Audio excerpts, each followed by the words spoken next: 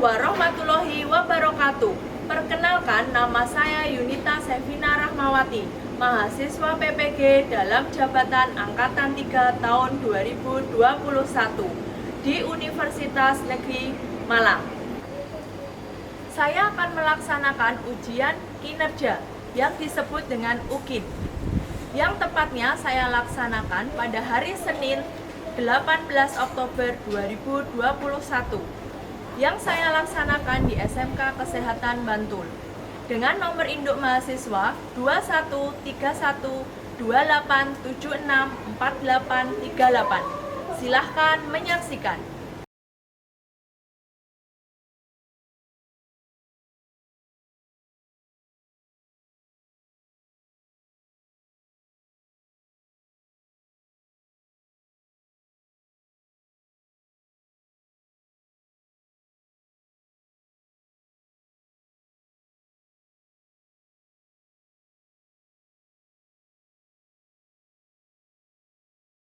Bismillahirrahmanirrahim. Selamat pagi anak-anak. Selamat pagi, Ibu.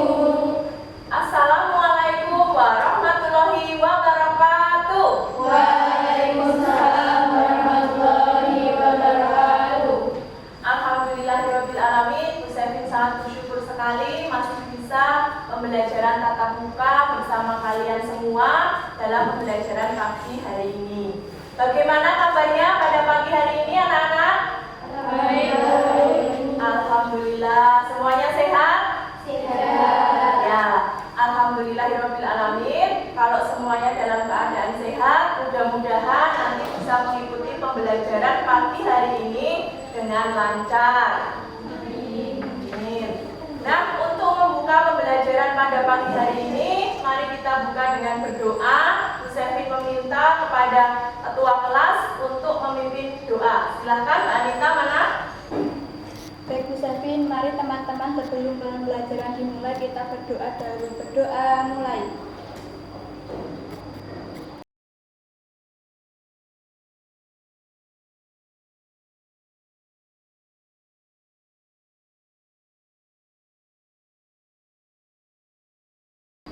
Doa selesai.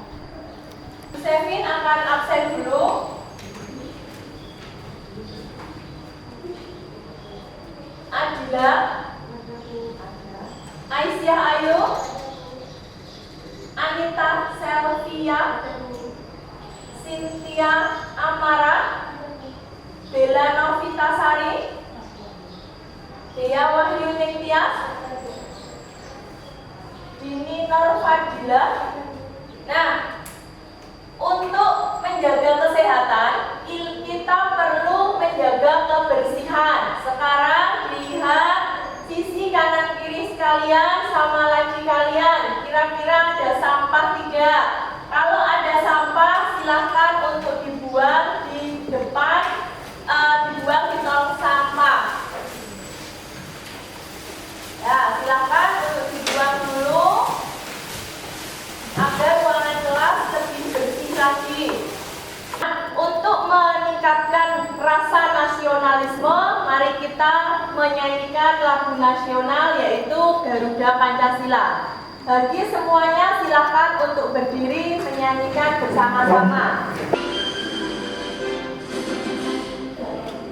Pancasila, akulah pendukungmu, patriot proklamasi. Mudah-mudahan dengan kita menyanyikan lagu nasional Garuda Pancasila bisa memberikan menambah semangat pembelajaran pada pagi hari ini. Amin. Nah, semangat anak-anak. Siap mengikuti pembelajaran pada pagi hari ini? Siap, Bu. Oke, kita memang sudah melakukan pembelajaran tatap muka, tetapi dalam kondisi saat ini pandemi kita tetap harus menerapkan protokol kesehatan. Kalian juga harus menjaga kesehatan. Meskipun kalian juga sudah mendapatkan vaksin sampai dosis kedua, kalian tetap harus menerapkan protokol kesehatan terkait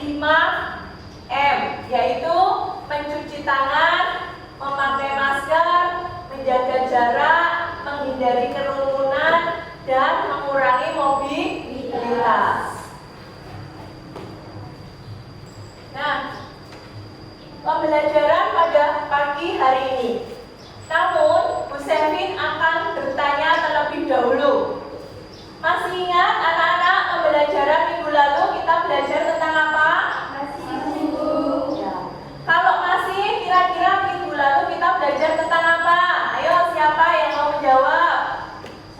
Saya, Bu. Minggu lalu belajar tentang penerapan diet pasien sehat. Ya, benar sekali apa yang sudah diungkapkan oleh Mbak Safitri, bahwa minggu lalu kita belajar tentang penerapan diet pasien sehat. Nah, di sini Bu Selvin akan bertanya, bagaimana toh cara kita melakukan penerapan diet sehat itu? Ayo, siapa yang mau menjawab? Saya, Bu. Diet sehat itu makan makanan yang bergizi dan mengatur jumlah nilai gizi seimbang dan jadwal makan. Nah, kata Mbak Safitri, diet sehat atau penerapan diet sehat itu dengan kita menjaga porsi makan kita dan mengatur jadwal makan. Apakah itu benar? Siapa yang mau menanggapi jawaban dari Mbak Safitri? Saya, Bu. Saya sependapat dengan jawaban Pak Fitri bahwa penerapan diet sehat itu menyempurnakan isi makanan yang dikonsumsi dengan mengatur jam makan pagi, siang, dan malam. Ya, kita beri aplaus untuk Mbak Safitri dan untuk Mbak Anita yang sudah menjawab terkait dengan diet sehat. Benar sekali jawaban mereka berdua bahwa penerapan diet sehat itu dengan kita mengatur atau mengubah, menyempurnakan porsi makanan yang kita konsumsi dan mengatur jadwal makan kita dari pagi, siang, sore atau malam. Nah, untuk makan siang atau sore itu maksimal jam 7. Kenapa? Karena makanan yang kita makan itu perlu untuk proses pencernaan, perlu proses metabolisme, di mana proses tersebut memerlukan waktu kurang lebih 2 jam. Ya. Nah, kita lanjut ke slide berikutnya. Pada pembelajaran pagi hari ini, kita akan membahas terkait kompetensi dasar 3.12, yaitu tentang memahami obat. Kalian pasti tahu apa itu obat dan pernah meminum suatu obat. Nah, IPK atau indeks pencapaian kompetensi yang harus kita capai pada pembelajaran pagi hari ini, yang pertama, menentukan faktor yang mempengaruhi reaksi obat. Kemudian, menganalisis macam bentuk obat dan penggolongannya. Yang ketiga, membandingkan kelebihan dan kekurangan berdasarkan pemberian obat. Kemudian yang kelima, mengkategorikan rute pemberian obat dan reaksi standar obat. Kemudian, tujuan pembelajaran pada pagi hari ini, yang pertama, siswa mampu menentukan faktor yang mempengaruhi reaksi obat melalui tayangan PowerPoint, latihan soal sesuai dengan metode problem based learning dengan benar dan percaya diri. Kemudian yang kedua, siswa mampu menganalisis macam bentuk obat dan penggolongannya melalui tayangan PowerPoint dan latihan soal sesuai metode problem based learning dengan teliti dan tanggung jawab. Kemudian yang ketiga, siswa mampu membandingkan keuntungan dan kerugian obat berdasarkan cara pemberian melalui tayangan PowerPoint dan pada kegiatan LKPD dengan percaya diri dan tanggung jawab. Kemudian yang terakhir, siswa bisa mampu mengkategorikan rute pemberian obat dan reaksi standar obat melalui diskusi pada kegiatan LKPD dengan percaya diri dan tanggung jawab. Kemudian terkait dengan pembelajaran pada pagi hari ini bertujuan agar kalian lebih memahami, kalian lebih mengerti terkait dengan obat. Sebagai asisten keperawatan atau kalian sebagai calon asisten keperawatan, diharapkan nanti kalian bisa memberikan edukasi, memberikan obat dengan tepat dan benar. Nah, untuk membuka pembelajaran pada pagi hari ini terkait dengan memahami obat, Bu Sevin akan bertanya, apa toh itu obat dan kenapa kita harus minum obat? Siapa yang bisa menjawab dari pertanyaan Bu Sevin? Saya Bu, obat merupakan media penyembuh orang sakit. Dan biasanya kenapa orang itu minum obat? Karena sedang sakit. Menurut Mbak Fitri, bahwa obat itu adalah media penyembuh. Dan kita kenapa minum obat itu karena dalam keadaan sakit. Siapa yang mau memberikan tanggapan terkait dengan jawaban Mbak Fitri? Saya Bu, ada beberapa obat untuk mencegah terjadinya penyakit. Contohnya vitamin, yaitu yang untuk menambah cairan tubuh, yaitu infus. Nah, benar sekali pendapat dari Mbak Fitri maupun Mbak Rosita bahwa obat itu adalah zat atau substansi yang digunakan untuk menyembuhkan penyakit, untuk mengurangi tanda dan gejala yang muncul atau keluhan yang muncul pada pasien, kemudian untuk mencegah suatu penyakit yang sudah dicontohkan oleh Mbak Rosita. Untuk mencegah penyakit itu contohnya adalah vitamin. Nah, pernahkah kalian minum obat? Pernah. Oke. Nah, untuk memperjelas terkait dengan obat, mari kita lihat tayangan PowerPoint berikut ini. Nah, di sini ada video. Silahkan kalian simak video yang ada di depan di layar. Silahkan kalian menyimaknya. Semua pernah minum obat, terutama kalau lagi sakit. Ada obat yang bisa kita beli langsung secara bebas, ada juga yang harus menggunakan resep dokter. Tapi kalau pemirsa, obat harus digunakan secara rasional. Apakah itu? Dan adakah dampaknya jika obat digunakan secara tidak tepat? Sebelum saya membahasnya bersama dokter spesialis penyakit dalam, mari kita simak informasi berikut. Tepat gitu ya. Kemudian waktu pemberiannya. Jadi kalau kita berikan bersama dengan obat lain, timingnya seperti apa? Kemudian yang terakhir kita lihat juga efek sampingnya ada dengan katakan efek samping, maka yang katakan rasional adalah yang sesuai dengan keadaan penyakit lain yang ada di dalam. Oke. Nah, dokter bicara soal bebas. Nah, karena tentu mungkin pemirsa di rumah juga kalau saya ibarat kata suci, kalau belum bilang suci.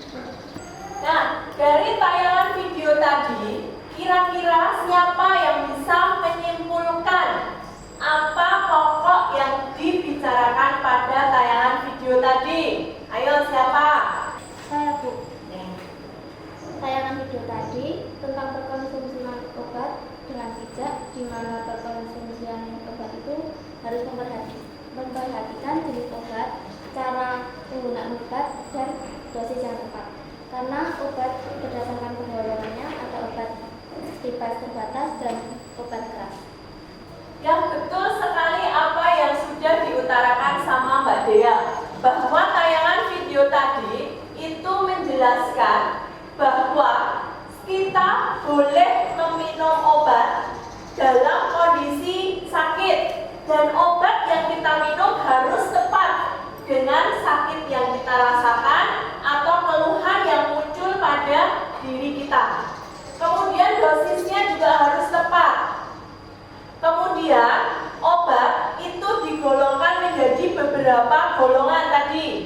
ada yang obat bebas yang bisa didapatkan di mana saja tanpa menggunakan resep dokter.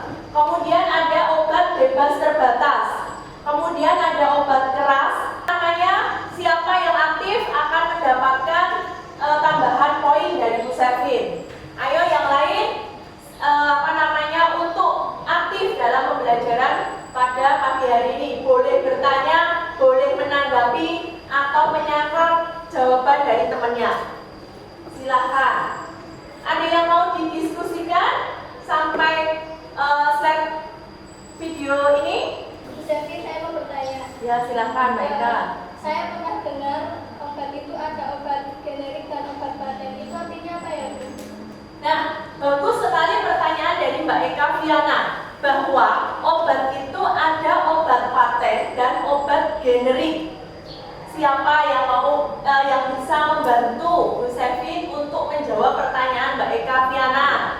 Saya, Bu, obat generik itu obat yang disubsidikan pemerintah sehingga harganya lebih murah, sedangkan obat paten itu obat yang tidak disubsidikan pemerintah. Ya, benar sekali apa yang sudah menjadi tanggapan Mbak Sofia terhadap pertanyaan dari Mbak Eka Viana, bahwa obat itu ada dua, yaitu generik dan paten. Di mana obat generik itu merupakan obat yang disubsidi pemerintah, dan nama obat generik itu biasanya sesuai dengan isi obatnya.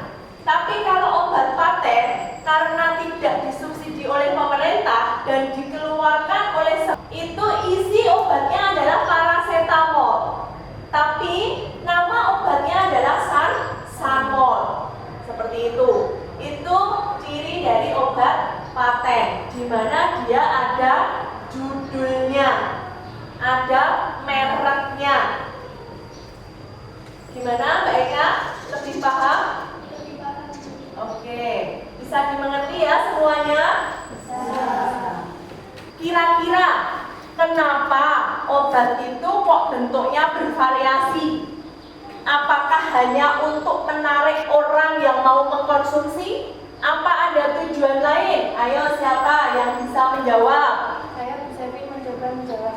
Obat itu kenapa berbeda-beda? Karena untuk memberikan kenyamanan untuk meminumnya dan untuk memberikan efek terapi obat yang efektif.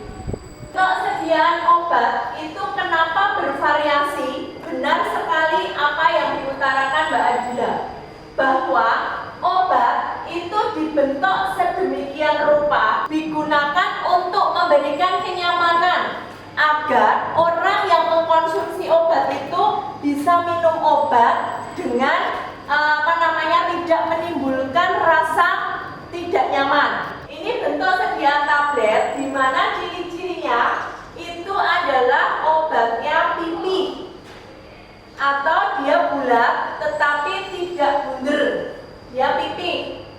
Ini adalah bentuk sediaan obat tablet yang kecil. Bisa dilihat ya.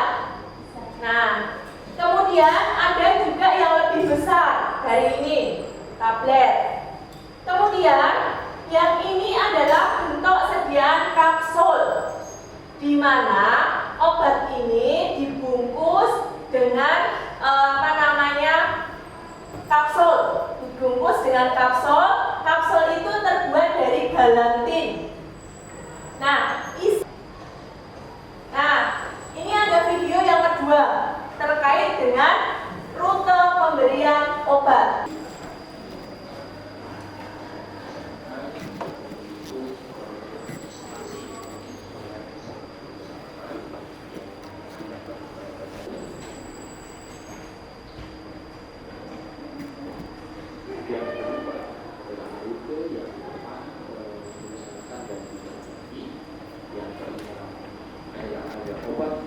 Dari tayangan video tadi, siapa yang bisa membantu Bu Sevin untuk menyimpulkan kira-kira pokok pembahasan dari tayangan video tadi itu terkait dengan apa? Ayo. Saya, Bu, dari penayangan video tadi menerangkan tentang foto pemberian obat. Pemberian obat dapat diberikan dengan cara diminum atau oral, injeksi dengan memasukkan obat ke bubur, serta dioleskan ke kulit atau dengan nebulizer. Dalam pemberian obat, kita harus memperhatikan terkait benar pasien, benar obat, benar dosis, serta benar cara pemberian, benar waktu, dan benar dokumentasi. Kemudian bisa dengan inhalasi atau melalui saluran pernafasan, kemudian melalui suppositoria, dan warna biru ini adalah obat bebas terbatas yang bisa dibeli di apotek. Biasanya obat bebas terbatas ini ada aturan pakainya dan ada peringatannya seperti pada kotak hitam ini, ya. Di sini ini tertera adalah obat keras. Pemberiannya harus sesuai anjuran. Nah, ini adalah tipe dari obat bebas terbatas. Sampai slide terakhir, ini adalah slide terakhir. Itu apakah ada pertanyaan dari awal sampai akhir tadi? Ya, silakan. Bu, kenapa sih obat-obatan itu harus dikategorikan obat bebas terbatas, obat keras, dan lain-lain? Nah, Mbak Surya Ningsih bertanya terkait dengan kenapa obat itu harus digolongkan. Ada obat bebas terbatas, narkotika, dan obat herbal. Hal itu digunakan untuk mencegah penyalahgunaan obat.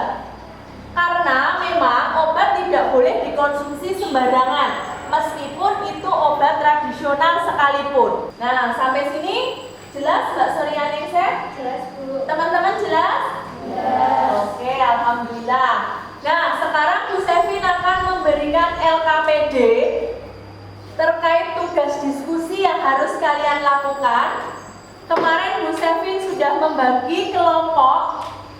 Silahkan kalian untuk menyiapkan diskusi bersama kelompoknya. Silahkan berkumpul dengan kelompoknya dengan tetap menjaga jarak. Silahkan. Ya, silahkan kalian kerjakan LKPD yang sudah Bu Sevin berikan tadi selama 15 menit. Bisa ya diselesaikan? Bisa. Nah, kalian nanti membuat PowerPoint sederhana sesuai dengan penyelesaian pada kasus LKPD. Kemudian nanti PowerPoint akan digunakan kalian untuk berdiskusi atau presentasi, ya, memaparkan hasil dari diskusi kalian.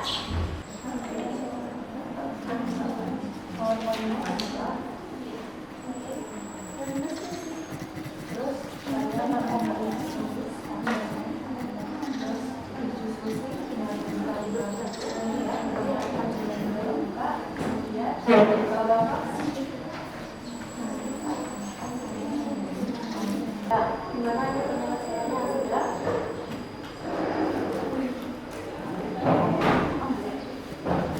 Selesaikan ya. Lanjutkan ya.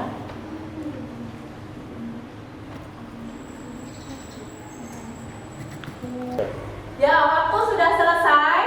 Sekarang hasil dari diskusi kalian silahkan kalian presentasikan di depan. Yuk. Assalamualaikum warahmatullahi wabarakatuh. Waalaikumsalam warahmatullahi wabarakatuh. Kami dari kelompok 1 yang akan mempresentasikan hasil diskusi kami yang akan dibacakan oleh Mbak Bella. Assalamualaikum warahmatullahi wabarakatuh. Waalaikumsalam warahmatullahi wabarakatuh. Hasil diskusi kelompok 1, nama Adila Hamzah, Aisyah Ayulan, Safitri, Anita Selvia, Bella Novitasari. Kasus pada Nyonya S. Kasus Nyonya S. Nyonya S usia 31 tahun, nadi 89 kali per menit dan RR 22 kali per menit. Klien dianjurkan untuk swab antigen dan hasilnya positif COVID-19. Pasien dianjurkan untuk menjalani isolasi. Identifikasi masalah. 1. Nama obat paracetamol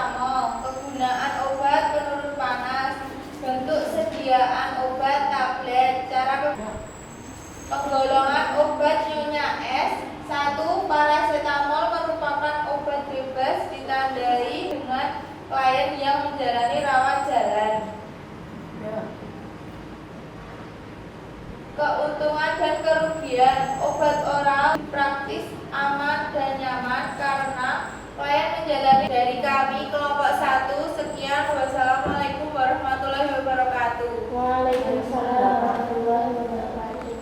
Silakan yang mau bertanya, silakan bertanya. Saya akan bertanya dari kelompok 3. Pada kasus tadi tertara bahwa pemberian obat diberikan secara oral, diminum 3 kali sesudah makan. Apakah obat tersebut harus sesuai diminum sesudah makan? Saya mencoba menjawab dari pertanyaan Mbak Rasita. Kalau dalam pemberian obat itu wajib sesuai aturan yang sudah diberikan, obat yang diminum sebelum makan itu tidak akan efektif dan terkadang ada obat yang menginfeksi lambung, sehingga untuk mengurangi kejadian tersebut, maka obat diberikan setelah makan. Terima kasih. Ya, kita beri aplaus untuk kelompok 1. Ya. Assalamualaikum. Kami akan mempresentasikan hasil diskusi kelompok 2 yang akan dilakukan mengenai tentang pidana.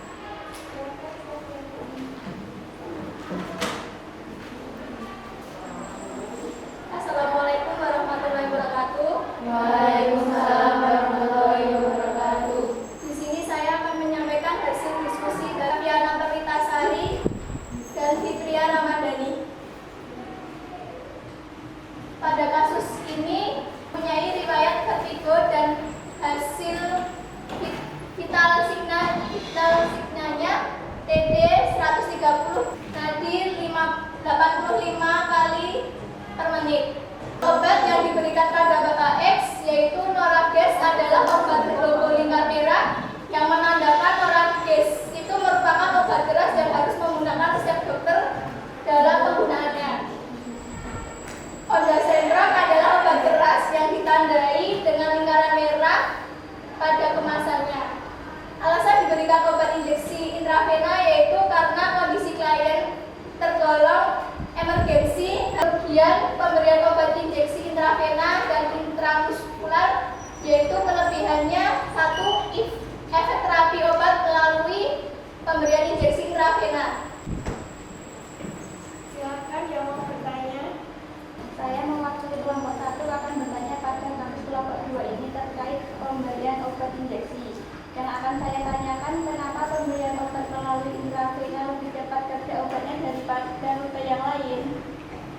Saya mewakili kelompok 2 untuk menjawab pertanyaan dari Mbak Anita. Karena pemberian obat melalui intravena itu obat langsung masuk ke aliran darah dan kemudian didistribusikan masuk ke dalam hati untuk diurai dan langsung digunakan sesuai tujuan terapi. Kita beri aplaus untuk kelompok 2 yang sudah mempresentasikan hasil diskusinya. Silahkan kelompok 2 untuk menempatkan kembali ke tempatnya masing-masing dan kita sambung dengan kelompok 3 untuk memaparkan hasil diskusinya. Ya, silakan. Assalamualaikum warahmatullahi wabarakatuh. Waalaikumsalam warahmatullahi wabarakatuh. Perkenalkan, kami dari kelompok 3 akan membacakan presentasi diskusi kelompok kami kepada Mbak Suryaningsi. Waktu berapa dipersilakan. Assalamualaikum warahmatullahi wabarakatuh. Waalaikumsalam warahmatullahi wabarakatuh. Kami dari kelompok 3 akan membacakan hasil diskusi kami. Sebelumnya saya akan membacakan anggota terlebih dahulu. Yang pertama, Nabila Dea Kupita. Yang kedua, Novia Putri Syarista. Analisis masalah penggolongan obat. Yang pertama, antacid merupakan jenis penggolongan obat bebas yang biasa digunakan untuk mengatasi nyeri perut karena gastritis. Kenapa diberikan obat kunyah? Antacid merupakan obat untuk menyeimbangkan pH pada lambung, sehingga kalau obat tersebut cara minumnya dikunyah terlebih dahulu, maka kerja obat tersebut akan lebih efektif. Baik, teman-teman, ada yang ingin bertanya? Saya mewakili dari kelompok 2 akan bertanya pada kasus kelompok 3. Apakah pemberian obat yang saya kunyah itu rasanya tidak pahit dan apakah pasien akan merasa nyaman dengan pemberian obat seperti ini? Saya mencoba menjawab pertanyaan Mbak Fitria. Memang pemberian obat dengan kunyah itu pasti sudah dimuat muntah terlebih dahulu ya. Serasa obat itu di pikiran semua orang pasti pahit. Nah, tidak untuk obat satu ini yaitu obat mah yang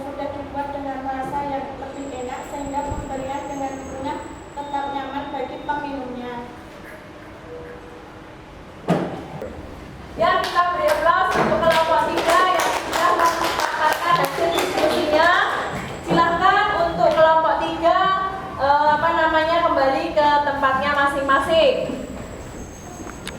Nah, kita beri aplaus kembali untuk masing-masing kelompok. Sampaikan hasil diskusinya.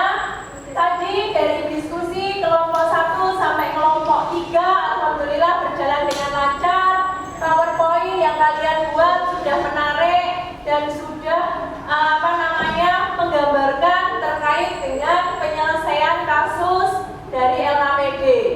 Dan waktu yang digunakan kalian berpresentasi juga sudah memenuhi syarat, yaitu 10 menit sesuai kontrak kita, di mana kalian memaparkan hasil diskusi dan tanya jawab. Nah, dari pembelajaran pada pagi hari ini, siapa yang bisa menyimpulkan dari pembelajaran awal sampai terakhir tadi? Yang bisa membantu Bu Sevin menyimpulkan, ayo siapa? Ya. Jadi kesimpulan pembelajaran pagi ini yaitu bahwa obat itu merupakan media penyembuh, mengurangi gejala yang timbul bahkan untuk mencegah suatu penyakit. Dan bentuk obat itu bermacam-macam sesuai kebutuhan, keamanan, dan nyaman dalam pengkonsumsiannya. Dan obat juga digolongkan menjadi obat bebas, obat terbatas, obat keras, narkotika, dan tradisional. Cara pemberian obat pun beragam sesuai kondisi pasien, ada yang secara oral dan injeksi, dan lain-lain, masing-masing mempunyai keuntungan dan kerugian sendiri.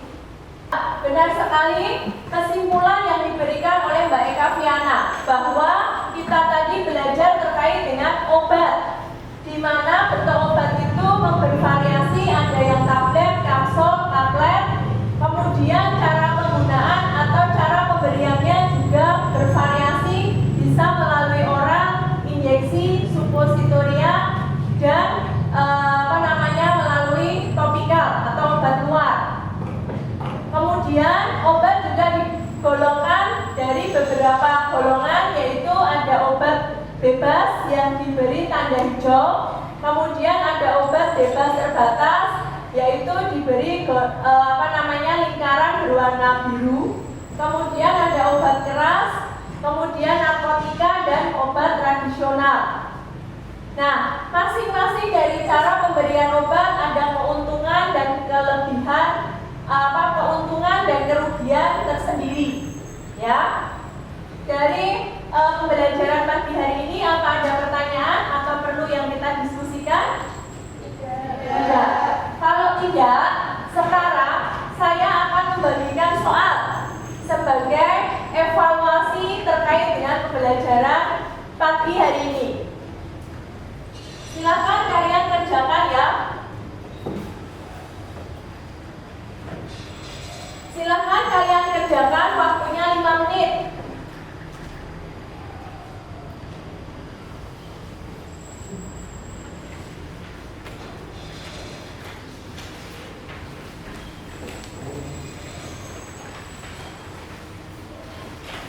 Ada yang belum dapat?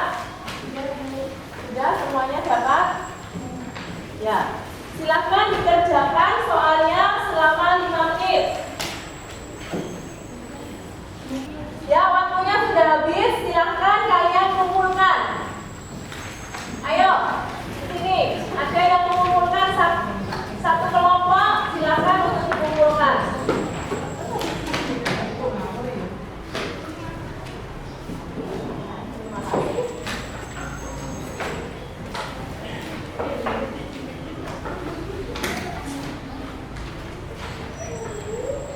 Nah, terima kasih kalian sudah mengerjakan soal evaluasi pembelajaran pada pagi hari ini.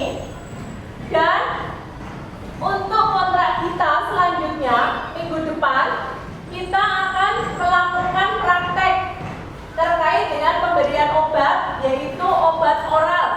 Ya, besok kita ketemu di lab laboratorium keperawatan, kita melakukan praktek. Nah, sebelum pembelajaran kita tutup, mari kita berdoa terlebih dahulu. Silakan Mbak Anita selaku ketua kelas untuk memimpin doa. Jika sempurna, berdoa mulai. Doa selesai. Ya, terima kasih kepada Mbak Anita yang sudah memimpin doa penutup pembelajaran pada pagi hari ini. Dari Bu Sevin cukup, terima kasih atas perhatiannya. Tetap jaga kesehatan, penuhi protokol kesehatan, tetap semangat untuk mendapatkan ilmu di bangku sekolah. Nah, saya akhiri. Wassalamualaikum warahmatullahi wabarakatuh. Waalaikumsalam warahmatullahi wabarakatuh. Ya, sampai jumpa minggu depan. Hati-hati di jalan. Silahkan kalau mau pulang.